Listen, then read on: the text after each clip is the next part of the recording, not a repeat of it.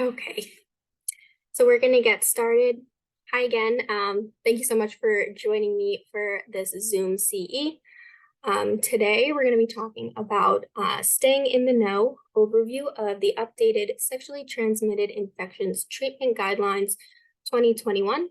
So these guidelines were recently updated. The latest ones are from 2015. So we're gonna be talking about some of the changes that have occurred.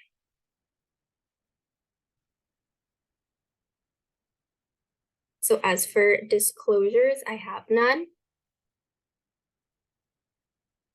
And then I just wanted to thank Katie for looking over this presentation and making sure everything was correct. Okay, so as for objectives of today, some of the things that you're going to be able to do after this presentation is to recognize and differentiate between the pathophysiology, the signs and symptoms of 4 disease states. So we're going to talk about gonorrhea, chlamydia, trichomoniasis, and syphilis. Then you'll be able to identify the unique screening and diagnostic considerations, as well as follow-up for each of those STIs. We'll be able to recall the newest changes in the medication treatment options since changing from 2015.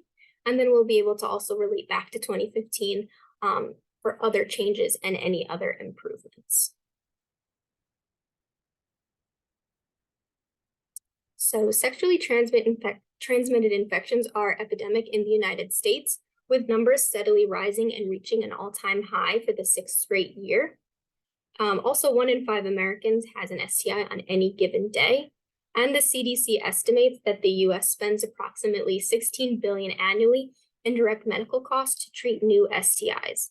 So today, like I said, we're going to be looking at the 2021 guidelines and for those 4 disease states: chlamydia, gonorrhea, trichomoniasis, and syphilis. So first, starting off with chlamydia, and I have a test your knowledge question. So which of the following is a risk associated with prolonged or untreated chlamydia disease? Ectopic pregnancy, increased risk for contracting HIV, development of pelvic inflammatory disease or PID, or all of the above. You can unmute yourself or you can write in the chat.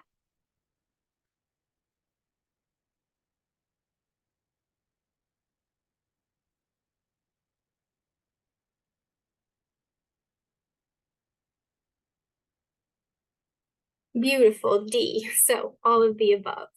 And so these are really the complications that can occur if chlamydia isn't treated properly. And just to go further into what PID is, pelvic inflammatory disease, it's when the disease spreads and it can damage parts of the reproductive system, including the uterus, ovaries, and the fallopian tubes. It can be painful. It can make it difficult to become pregnant in the future. It can also lead to a pocket of infection in the pelvis called a tubo-ovarian abscess. So basically the complication of chlamydia can also have a complication. So it's super important to have this disease be treated. Oh, and there's the answer. So chlamydial infections is the most frequently reported bacterial infectious disease in the United States. The prevalence is highest among persons aged less than or equal to 24 years old. And this is going to be a common trend that we're going to see through the STIs that I talk about. It really disproportionately affects the younger population. Additionally, women are 3 times more likely to be infected than men. And then, as we mentioned before, there are the multiple sequelae that can result from a chlamydia infection among women, with the most serious being the PID, the ectopic pregnancy, and the infertility. So now I'm going to talk a little bit about the chlamydia life cycle and sort of the pathophysiology of it.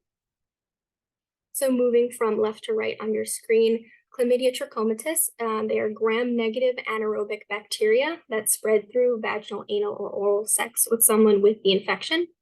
Semen does not have to be present to get or spread the infection, and the bacteria targets the epithelial cells of the endocervix and upper genital tract in women, and the conjunctiva, urethra, and rectum in both men and women. So now looking at the picture, you have those tiny little red dots, and those are called elementary bodies.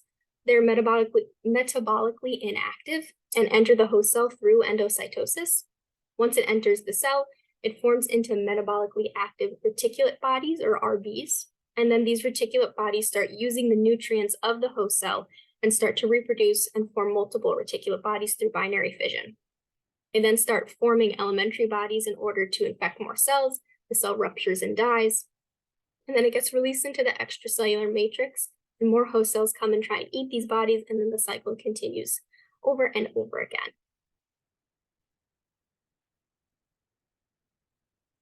So chlamydia is actually known as the silent infection because most people have no symptoms. It has a slow replication process, and symptoms can actually take several weeks to show up after the exposure.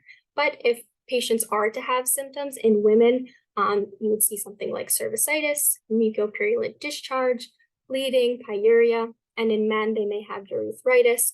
They could have testicular pain, tenderness, or swelling. And then as for screening, annual screening is recommended for all sexually active women less than 25 years and for older women at increased risk for infection. And some of these increased risks would be those who have a new sex partner, more than one sex partner, a sex partner with concurrent partners, or a sex partner who have an STI. Evidence is insufficient right now to recommend routine screening for young men, and then more frequent screening than annually may be indicated based on those risky behaviors that I just mentioned before. As for diagnosis, there's really two options. There's the nucleic acid amplification test, and those are most sensitive and recommended. And then there's POC, which are point of care tests, and those really limit unnecessary presumptive treatment and improve antimicrobial stewardship, which is really good. And then as for things that have changed since 2015, the 2021 guidelines now offer FDA-cleared rectal and oral tests to diagnose chlamydia. They've been validated for clinical use, and this is a really important development because infection at these sites is often without symptoms. So now we have something that can give us a more clear diagnosis, which is really important. So now moving on to the treatment, the recommended regimen is going to be doxycycline 100 milligrams by mouth 2 times a day for 7 days. There is the option to use the delayed release. And then the alternative regimen is the azithromycin 1 gram in a single dose or levofloxacin 500 milligrams daily for 7 days. For special considerations in pregnant patients, it's recommended to use the azithromycin 1 gram in the single dose because it's proven safe and effective, with the alternative of using the amoxicillin 500 milligrams TID for 7 days. In the 2021 guidelines, it's sort of interesting. They talk about how doxycycline is contraindicated and it's due to the risk of tooth discoloration. But doxycycline itself actually doesn't really cause tooth discoloration. The drug tetracycline causes tooth discoloration, but somehow that got mixed up into people thinking that the entire class of tetracyclines cause tooth discoloration, but that's not the case. However, it's mentioned in the guidelines, which I think is really interesting. As for test of cure, that would be around 4 weeks after therapy completion, and that's recommended just because of that serious sequelae that can occur if the infection persists. And then pregnant patients should be retested 3 months after treatment as well. But for HIV infections, there's no changes in the treatment or dosage. So as for management of sex partners, or EPT, which is expedited partner therapy, really 60 days is the threshold. So 60 days preceding the infected individual onset of symptoms or diagnosis is when the partner would receive this EPT therapy. And that therapy is going to be the same treatment regimen of the doxycycline 100 milligrams 2 times a day for 7 days. And then additionally, I just wanted to point out that the 2021 guidelines really put an emphasis on educating the partner about exposure, the importance of therapy, the symptoms, the complications. I think in the past, potentially in 2015, education or really knowing about sicknesses and medications in general was still sort of taboo. But at this point in 2021, we're all about making sure that the individual and the partner know exactly what's going on, what's happening with their body, and how to treat it appropriately. So as for follow-up, test of cure to detect therapeutic failure is not advised for non-pregnant persons. However, men and women who have been treated for chlamydia should be retested 3 months after treatment. And if 3 months is not possible, to try for at least less than 12 months after the initial treatment. And that's due to the fact that the high reinfection rate. So that's why we want to retest. And then any person who's diagnosed with chlamydia should also be screened for any other STD at this point. Okay, so this is there's a lot of things going on in this slide, but I'm just going to break it down for you very simply. So the 2021 guidance now recommends 100 milligrams of oral doxycycline as first-line treatment for chlamydia at any site based on studies demonstrating that it is superior to azithromycin, which is now under the alternative regimen. So a couple of reasons why this change occurred was because there was a meta-analysis and a Cochrane systematic review, which evaluated data from randomized clinical trials of azithromycin versus doxycycline for treating urogenital chlamydia infections, and it determined microbiologic treatment failure among men was higher for azithromycin than for doxycycline. Additionally, a randomized trial for the treatment of rectal chlamydia infection among MSM, or men having sex with men, reported microbiologic cure was 100% with the doxycycline and 74% with the azithromycin. So that's really the main reasons why this was the change. And then on top of that, erythromycin is no longer recommended just because of the frequency of gastrointestinal side effects. So erythromycin was entirely taken out. It was also removed from the pregnancy regimens. So really just the doxycycline with your alternative azithro or levofloxacin, which can be more expensive. So moving on to our next disease state, gonorrhea. Another test your knowledge question. So I swear this question was deemed appropriate. So why is gonorrhea also known as the clap?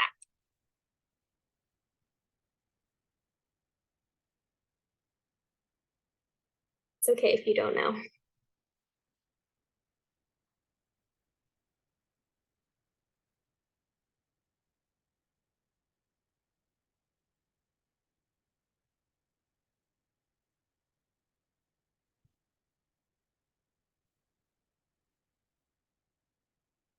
Yes, good job. So brothel is actually the answer.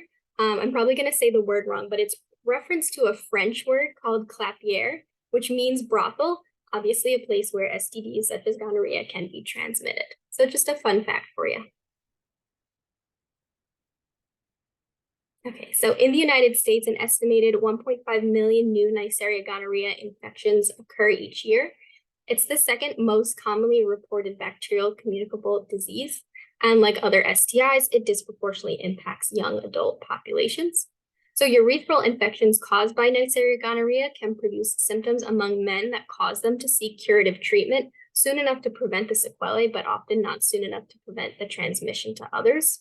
And among women, gonococcal infections are commonly asymptomatic or might not produce recognizable symptoms until the complications, such as PID again, have occurred. So this is what Neisseria gonorrhea looks like. They are gram-negative coffee bean-shaped intracellular diplococcus. And the way that the pathophysiology works is that they adhere to the epithelial cells with pili, which are the hair-like structures sort of sticking off of the coffee bean shape. And they attach to our cells by surface proteins using something called OPA, or opacity-associated proteins, and LOS, which is lipooligosaccharide. And LOS attaches to sperm cells and likely leads to transmission from males to uninfected sexual partners. And this is where the cellular invasion occurs. And it can occur at anatomic sites of the urethra, cervix, pharynx, or anus in adults, and the eye conjunctiva or the pharynx of newborns. So here are some of the signs and symptoms. For women, common signs would be bleeding between periods, pain or burning, unusual vaginal discharge. For men, it could also be white or yellow discharge, pain or burning during urination. And then there's also some common signs and symptoms between the genders. And then as for complications, untreated gonorrhea can cause serious and permanent health problems in both men and women. And once again, bringing it back to pelvic inflammatory disease, which can lead to the internal abscess or infertility. Men can cause epididymitis, and it can even spread into the bloodstream, which makes it a lot more complicated. So as for screening, it's going to look very similar to what we talked about for chlamydia of all sexually active women less than 25 years, and for older women at increased risk for infection. as well as MSM at high risk for gonococcal infections, and then additionally someone with a recent travel history with sexual contacts outside of the United States. As for diagnosis, a specific diagnosis can potentially reduce complications, reinfections, and transmission. So we have a couple of options for diagnosis, whether it's culture, the nucleic acid amplification test, or the point of care. And then it's also sort of similar to chlamydia. The 2015 guideline culture testing only had endocervical and urethral swab specimens, but now available is culture tests that detect rectal, oropharyngeal, and conjunctival gonococcal infections. And once again, this is super important because infection at these sites can go without symptoms.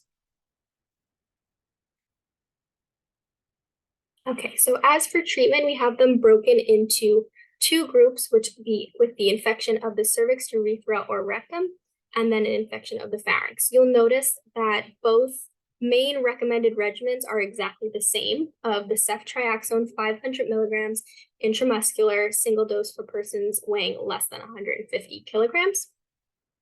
But then as for alternative regimens for the cervix, urethra, or rectum, you can do gentamicin plus azithromycin or cefixime 800 milligrams in a single dose. And cefixime can only be an alternative because it does not provide as high blood levels as ceftriaxone.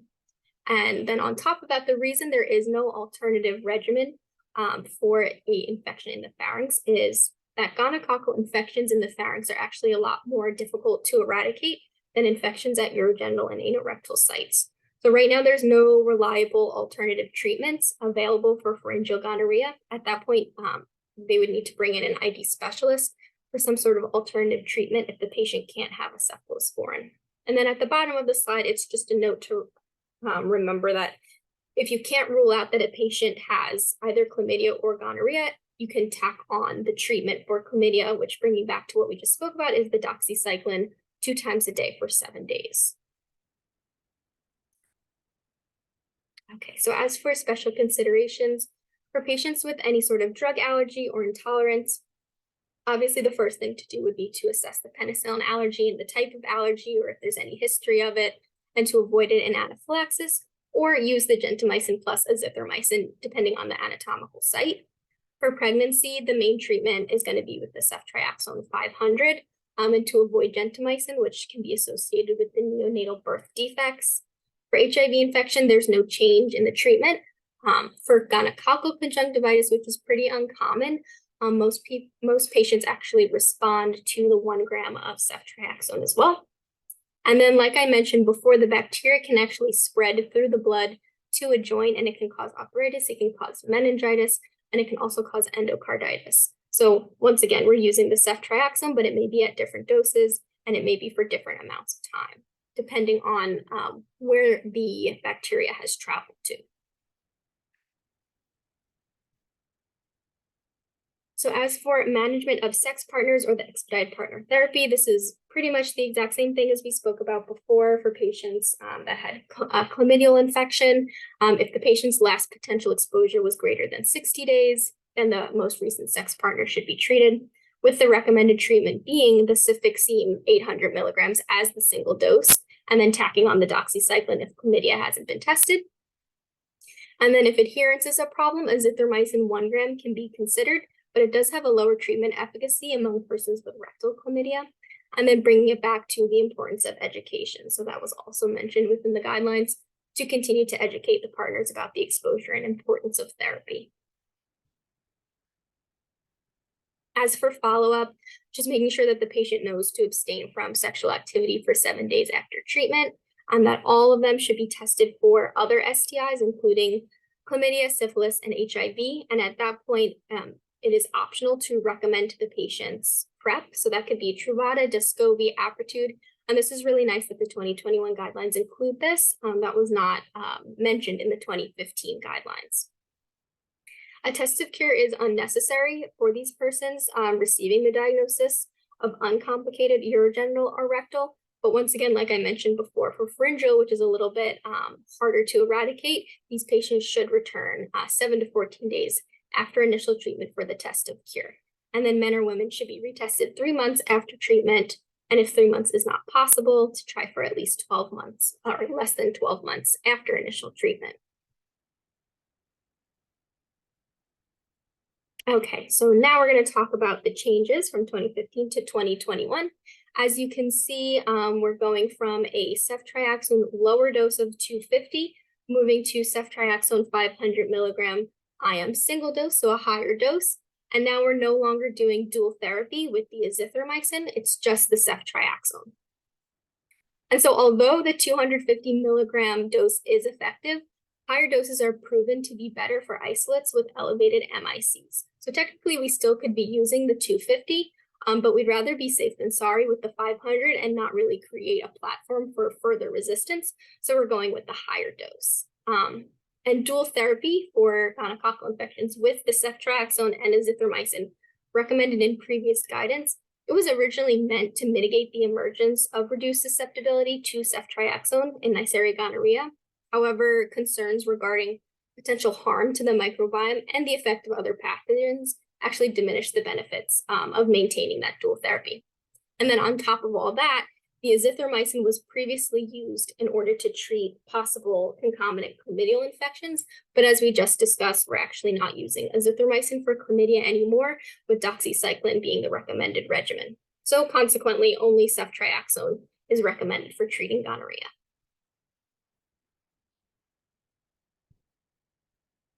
So this graph was taken from the CDC website, and it's demonstrating the GISP, which is Gonococcal Isolate Surveillance Project, and that is meant to analyze the trends in antimicrobial susceptibilities of urethral Neisseria gonorrhea strains in the US. So just looking at this overall from 2000 to 2021, you're seeing an increase. We're not really looking at it incrementally, but an overall increase. And then I just wanted to draw your attention to the very bottom. I believe it's a gray line that says ceftriaxone, and that one really only changed by 0.1%, which is probably why we're continuing to use the ceftriaxone as the recommended regimen. Moving on to trichomoniasis. So another test your knowledge question. True or false, humans are the only known host for Trichomonas vaginalis?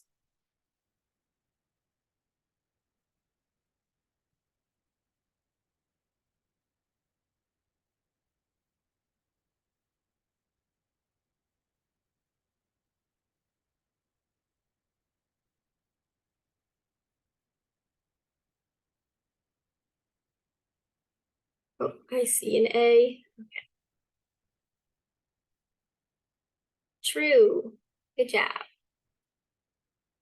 Okay, so trichomoniasis infection. It is the most prevalent non-viral STI worldwide, affecting 3.7 million persons in the US. And it has quite a few risk factors.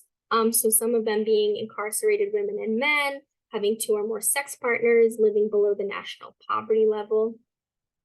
And trichomoniasis is actually not a reportable disease. So currently there's no recommendations available for general screening. And so I looked into this because I wasn't really sure why this wasn't a reportable disease, but I found out that there's actually very specific criteria that a disease needs to meet in order to require surveillance by the CDC. And trichomoniasis does not meet this criteria because it's unclear whether it meets the criteria for severity, costs, preventability, and public interest. And it doesn't, it's not really clear. So that's why it's not reportable. So this is what Trichomonas vaginalis looks like. It is the most widely studied flagellated protozoan parasite of all the trichomonads. So in the picture that you're looking at, it has 5 flagella or the hair-like structures with the 4 in the anterior portion and 1 attached to the membrane for its motility. It has granules, which are used for metabolism. And then it has an axostyle, or kind of looks like a spine to me, which is the anchor for the parasite to latch onto our epithelial cells. And this parasite principally infects the squamous epithelium in the genital tract, and it's transmitted through infected fluids and fomites with an incubation period of 4 to 28 days. So although T. vaginalis infection is regarded primarily as a disease of women, it also occurs in men at around 5% of infections. So as for the signs and symptoms, if you're looking over at the acute side for women, it causes yellow or green discharge. And this is actually sort of important to note because that makes it different from the side effects, or sorry, the symptoms of chlamydia and gonorrhea, which sort of cause like a whitish mucopurulent. This one causes a yellow-green discharge, and that sets it apart from the other disease states. Additionally, this can also cause strawberry cervix, and what that means is they're essentially hemorrhagic lesions from the parasite. There's also different side effects that can occur based on whether it's acute, chronic, or asymptomatic, and it's important to note that for asymptomatic, the patient can have normal vaginal pH and normal vaginal flora, and so that can make it difficult to know if there's an active trichomoniasis infection. But there are complications if this goes without treatment, and that would be endometritis for women, prostatitis for men, and it could also lead to infertility, so it's pretty serious. As for screening, annual screening can be considered for patients receiving care in high prevalence settings, asymptomatic women at high risk for infection, and those high risks, which aren't mentioned in the 2015 guidance, but are mentioned in the 2021, would be someone with multiple sex partners, transactional sex, drug misuse, or a history of STIs or incarceration. And then routine annual screening for asymptomatic women with HIV infection is recommended. So this is new to the 2021 guidelines as well. Routine annual screening for T. vaginalis among asymptomatic women with HIV infection is recommended because of those aforementioned adverse effects associated with trichomoniasis and HIV. For diagnostic considerations, not too different from anything we've been talking about before with the NATs and the rapids, but a culture is the most sensitive. So those are for diagnosis. Moving on to treatment. So now we have a recommended regimen for women, which is the 500 milligrams by mouth 2 times a day for 7 days. There's a recommended regimen for men with the metronidazole 2 grams in a single dose, and the alternative regimen for both women and men being the tinidazole 2 gram in a single dose, which is more expensive. And additionally, I just wanted to mention that gel and topical agents do not reach therapeutic levels in urethra and perivaginal glands, so they really can't be recommended. So this is the guidance for recurrent trichomoniasis treatment, and a recurrent infection can result from treatment failure, lack of adherence, or reinfection from an untreated sex partner. So this is really just for your reference in case there has been re-exposure, no re-exposure, and it's broken down between how you would treat a woman versus a man. And nitroimidazole resistant trichomoniasis is very concerning because there are very few alternatives to standard therapy that exist right now. For drug allergies, intolerance, and adverse effects, or adverse reactions, desensitization to nitroimidazoles would sort of be the option. However, if desensitization is not possible, case reports include the use of paramomycin and boric acid, and those are mentioned as alternatives in the 2021 guidance that were not mentioned in the 2015 guidelines. As for pregnancy, symptomatic pregnant women, regardless of pregnancy stage, should be tested and treated. And they should be treated with the metronidazole, which can cross the placenta, but it poses low risk to a developing fetus. It can also be secreted in the breast milk, but there's no evidence of adverse effects. However, a pregnant mother may choose to defer breastfeeding for 12 to 24 hours after the treatment with flagyl, and tinidazole is not advised for pregnant patients. For HIV infections, 53% of women with HIV have trichomoniasis. So like I mentioned before, they need to do the routine screening and prompt treatment with the metronidazole 2 times a day for 7 days and then get retested. For the EPT, partners should be advised to abstain from intercourse until they and their sex partners have been treated and any symptoms have resolved. But right now, no partner management intervention has been demonstrated to be superior in reducing those reinfection rates. And due to the high reinfection among women treated with trichomoniasis, retesting is recommended. if it's for less than 3 months. And then as with the other ones, it's not possible to retest in less than 3 months as long as it's less than 12 months. And right now data is insufficient to support retesting men after treatment. So once again, the treatment has changed for this disease state, and studies demonstrated that multi-dose metronidazole, which is the 1,500 milligrams 2 times a day for 7 days, reduced the proportion of women retesting positive at a 1-month test of cure visit by half compared with women who are receiving that 2-gram single dose. And right now there's no published randomized trials available that compare these doses among men, but at least men are now included in the guidelines. And like I mentioned before, if a patient does have an allergy to a nitronidazole, the only option in 2015 was the desensitization. But now you can use potentially paramomycin, which is 4 grams of the 6.25% intravaginal cream nightly for 14 days, or boric acid 600 milligrams twice daily for 28 days. And those have been proven as optimal agents for those unable to be desensitized. So now we're moving on to our last disease state, syphilis, with another test your knowledge question. Which microorganism can cause syphilis?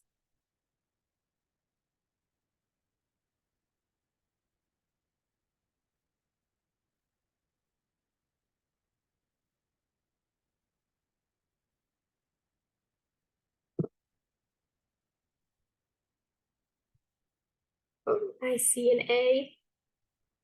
Okay. Correct, Treponema pallidum.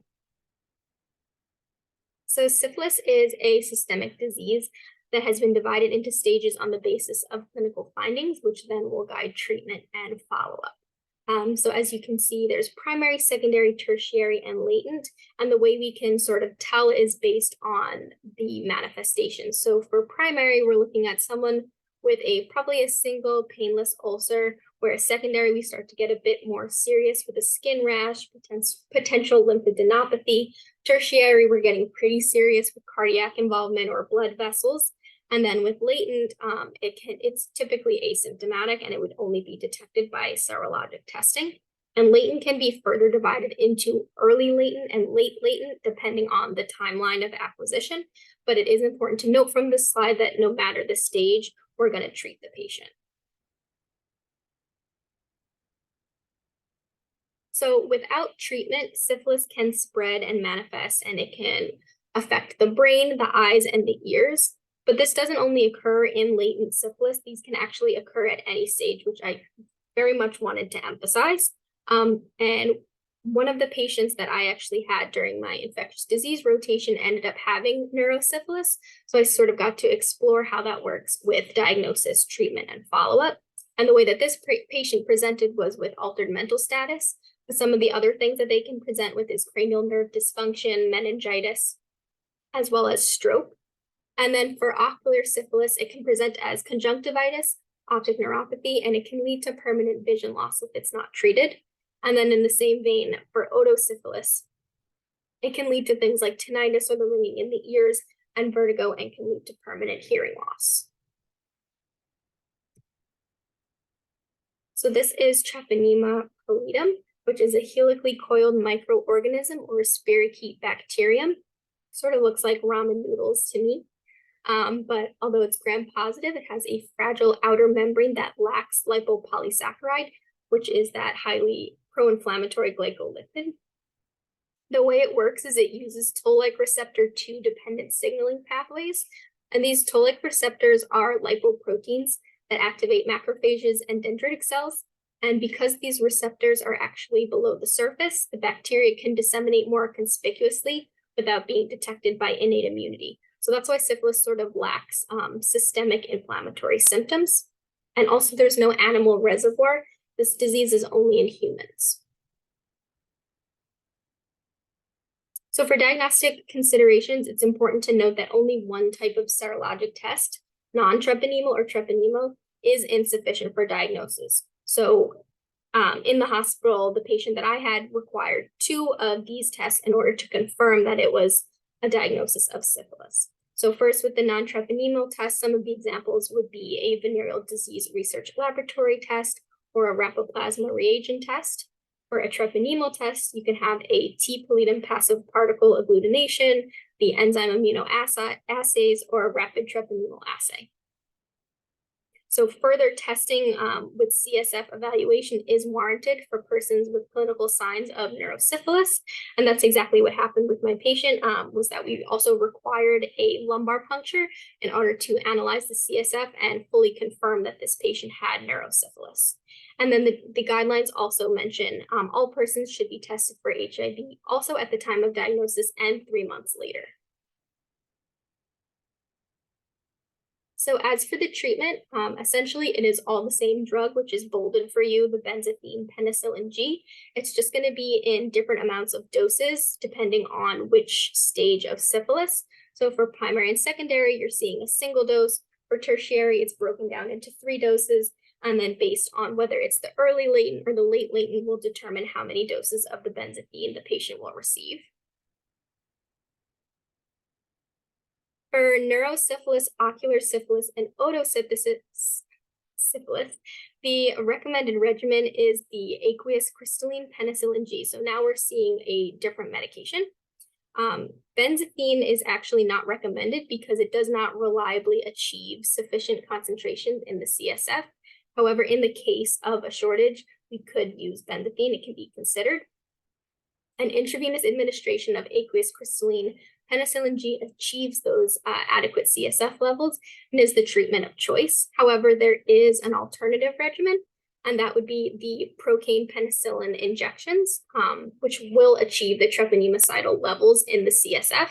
However, it's given with probenecid, which is going to inhibit the OAT transporter, producing higher plasma and CSF penicillin levels. But as you can see from looking at this regimen, adherence is sort of tough, just because intramuscular injections are quite painful. And on top of that, the patient has to take 4 probenecid doses. So it's not really ideal for a patient that would have issues with adherence. They would likely go with the recommended regimen. And then lastly, limited data suggests that if all of this fails, you can use ceftriaxone 2 grams for 10 to 14 days. And then systemic steroids are frequently used as adjunctive therapy, but really in the guidelines and anything I looked at, there hasn't been anything to prove that they're fully beneficial. It's sort of in the same vein as when giving a steroid for meningitis. You likely want to keep the inflammation so that the antibiotic can penetrate better. But if you are to give the steroid, it would be adjunctive with the first dose.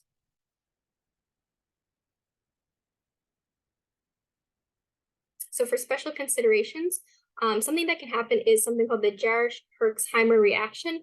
And this occurs, and it's hypothesized that the killed spirochete releases a causative endotoxin.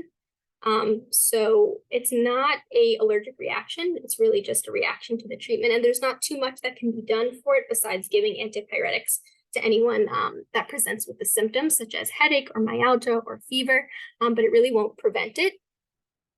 For pregnancy, really the only option at this point is the penicillin G. If the patient can't have that, a desensitization would have to happen.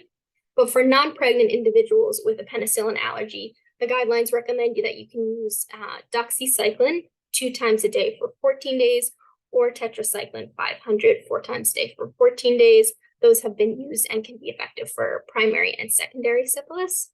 And then mentioning that the ceftriaxone can be used for neurosyphilis. And then I do have a picture of the Jarisch-Herxheimer reaction, which looks very aggressive. It's pretty bad, but this is sort of what is to be expected. So the prevalence of co-infection with HIV and syphilis varies from 8% to 25%. There appears to be some sort of reciprocity of enhancement of the transition for both. So this slide is really also just for your reference of the treatment if a patient were to have HIV and syphilis, very similar to if a patient does not have HIV, you're still using the benzathine penicillin G, and then just varying the doses based on the stage.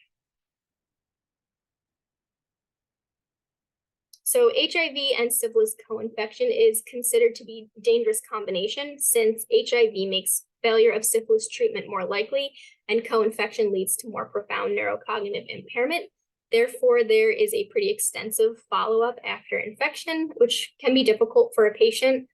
depending on which stage they're going to want to have follow-up at 3, 6, 9, 12, and 24 months. And latent syphilis is 6, 12, 18, and 24 months. So we really want to double check that they are cured. As for management of sex partners, instead of having the 60-day threshold that we had for chlamydia and gonorrhea, there's actually a 90-day threshold. So if it's less than 90 days before diagnosis, a partner should be treated presumptively for early syphilis, even if the serologic test results are negative. And then if it's greater than 90 days before the diagnosis, they still should be treated presumptively for early syphilis if the serologic test results are not immediately available and the opportunity for follow-up is uncertain. And then for follow-up in general, once again, it's pretty extensive. It's either 6 or 12 months, 6, 12, and 24 months for latent.